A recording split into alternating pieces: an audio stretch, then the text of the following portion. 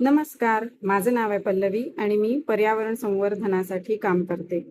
आदल्या दिवशीचा पावसाचा तडाखा आज कुठेही त्याचा मागमूस देखील जाणवत नाहीये. सगळीकडे प्रसन्न असं वातावरण आहे आणि नुकताच पाऊस पडून गेल्यामुळे धरती माता एकदम स्वच्छ झालेली आहे आणि स्वप्नामधील गावा जाणारी आपली वाट.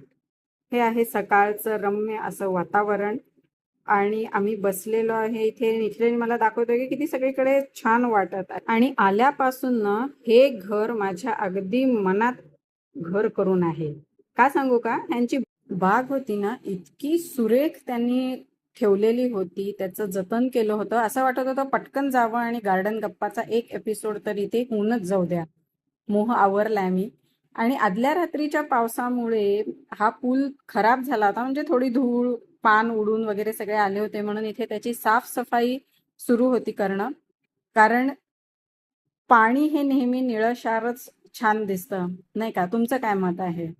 आणि ह्या प्रॉपर्टी मधला हा जो भाग आहे ना तरण तलावाचा, हा माझा सगळ्यात आवडता भाग आहे. कारण ह्याचं जे लँडस्केपिंग केलेलं आहे, निळशार पाणी, आजूबाजूनी गर्द झाडी, त्याच्याच बाजूला एक लॉन आहे आणि मागच्या ब्लॉगमध्ये दाखवलं तसा एक परगोला आहे, तर खूप सुंदर दिसतं दिसायला.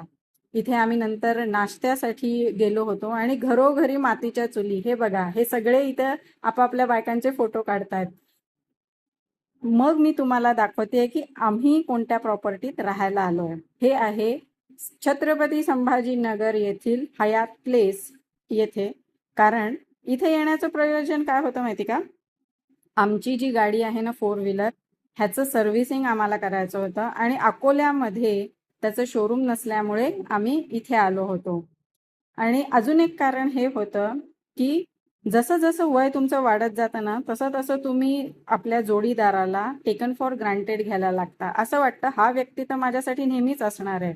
त्याची काळजी किंवा त्याचे केले गेलेले छोटे छोटे प्रयत्न तुम्हाला खुश ठेवण्यासाठी व्यक्ती जो झटत आहे सतत, हे तुम्ही कुठेतरी आपल्याला वाटतं आहेच ना, कुठे जाणार आहे असं.